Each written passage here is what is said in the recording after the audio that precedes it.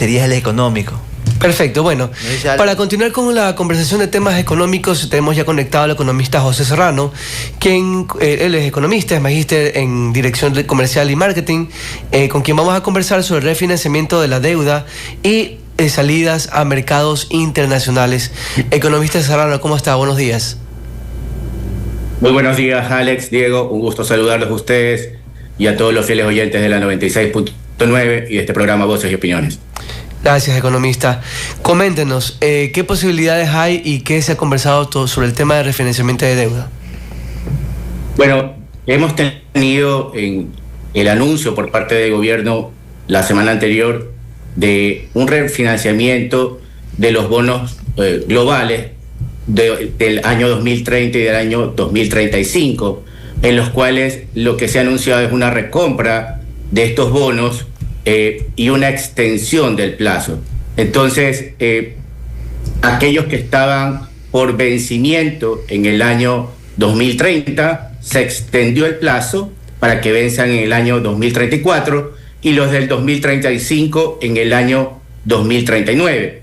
¿Cómo está compuesto esto? Bueno, 2.200 millones han sido destinados a la recompra para el año 2034 y 1.800 millones constituyen la recompra para el año 2039. Entonces, eso constituye el total del financiamiento por los 4.000 millones. Aquí hay que hacer ciertas puntualizaciones y en esto debemos tomar en cuenta los antecedentes, ¿no?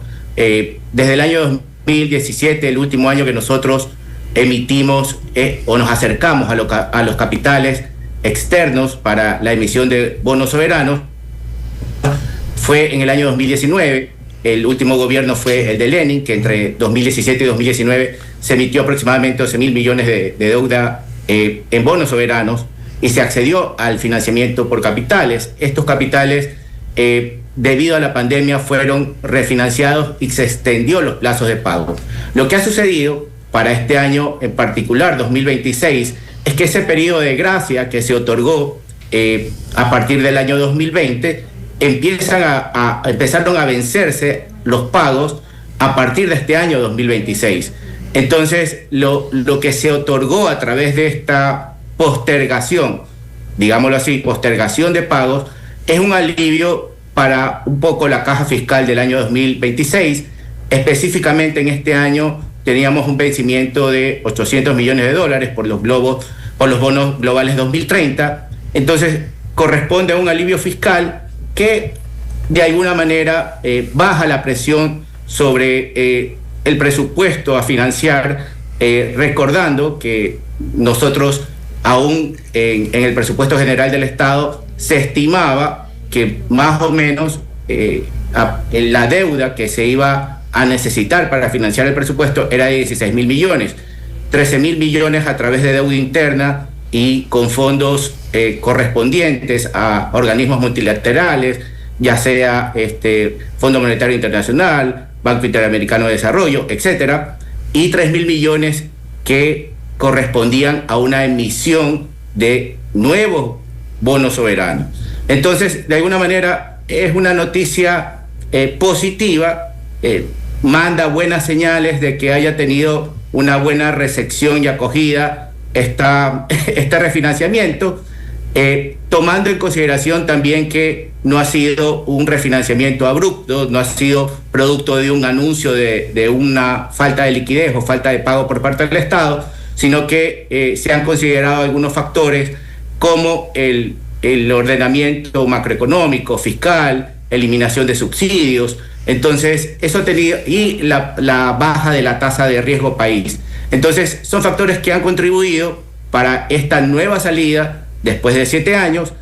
Lo importante es que se alivia en el mediano plazo, no en el corto plazo, en el mediano plazo, los vencimientos de deuda que teníamos para específicamente bonos 2030, 2035 y específicamente para el año 2026 cerca de 800 millones que teníamos en pagos. Economista, Diego Guevara le saluda. ¿Qué tanto oxigena estas acciones a la economía local, a la economía ecuatoriana?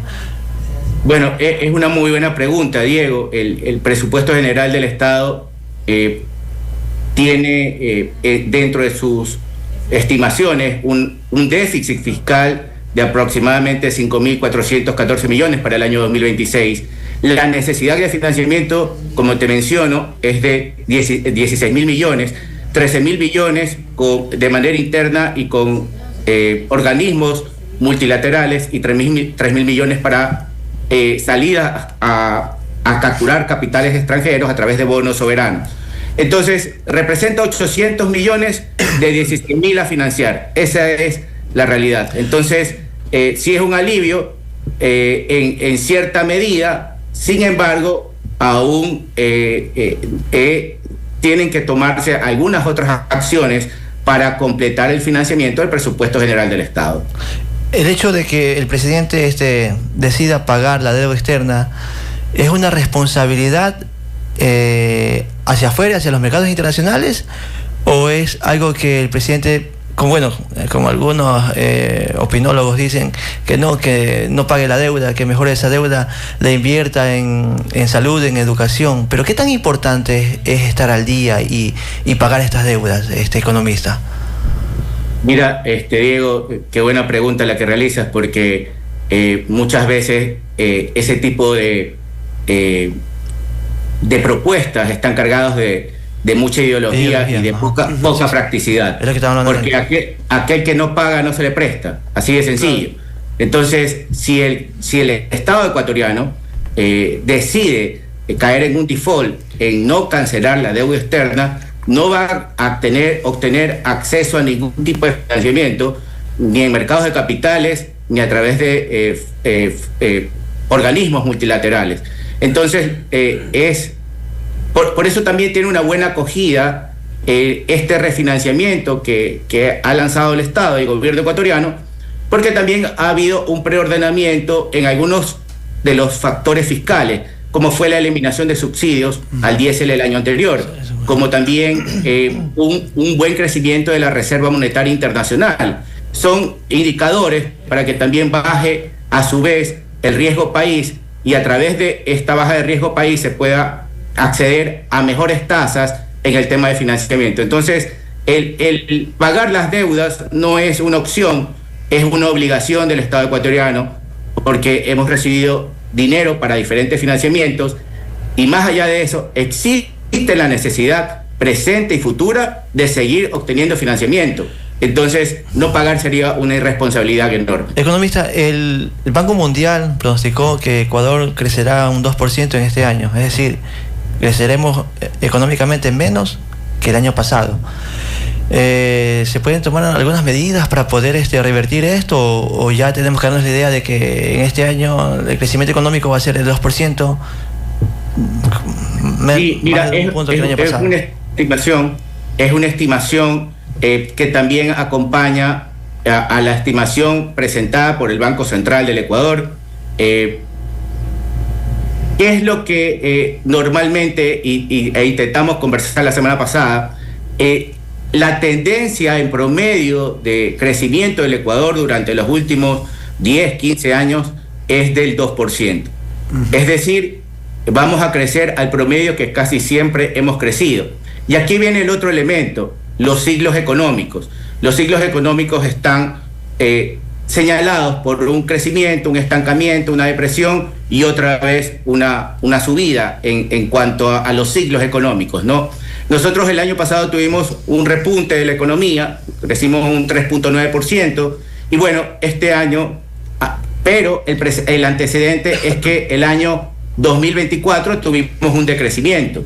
Entonces, ahí se remarca en un ciclo muy corto el ciclo económico.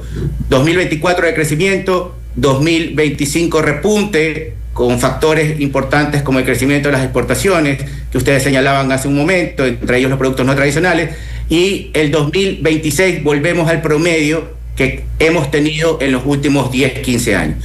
¿Qué factores determinan para que rompamos esta tendencia de promedio de crecimiento del Ecuador? Bueno, algunos de ellos, cambios estructurales que nosotros necesitamos reducir, en primer lugar, ese déficit fiscal que ha sido en los últimos años alrededor de 5.000 millones.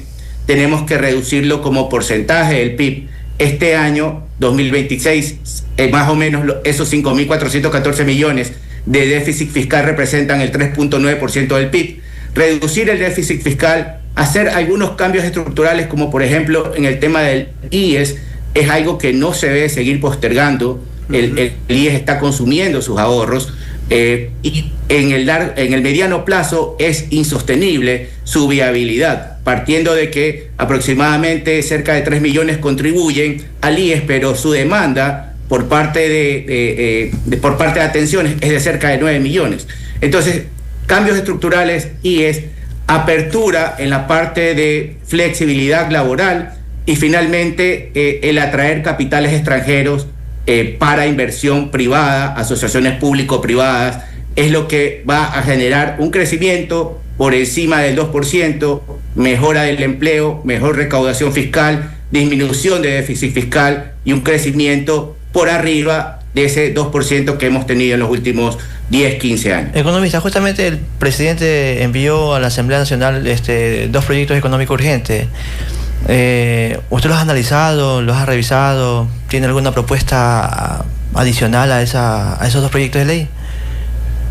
Bueno, los proyectos de ley están encaminados a cambios que de alguna manera buscan algún equilibrio en la parte financiera. Es importante determinar si en esa propuesta incluye algún tipo de contribución por la parte de impuestos y ver cuál va a ser el impacto final en la ciudadanía. Tenemos todavía que analizar a detalle estos 2 proyectos y nuestro compromiso es que para el próximo enlace y entrevista que tengamos mayor detalle de cuáles son las afectaciones que podrían implicar para la ciudadanía. Perfecto, muchísimas gracias, economista José Serrano. Lo tendremos la próxima semana haciendo ese análisis importantísimo y su criterio, que siempre es bienvenido acá en Voces de Opiniones todas las semanas. Muchas gracias, economista. Muchas gracias a ustedes. Gracias, un excelente día para todos. Hasta luego, Alex y Diego. Gracias, hasta luego. Pasen bien. Bueno, importante.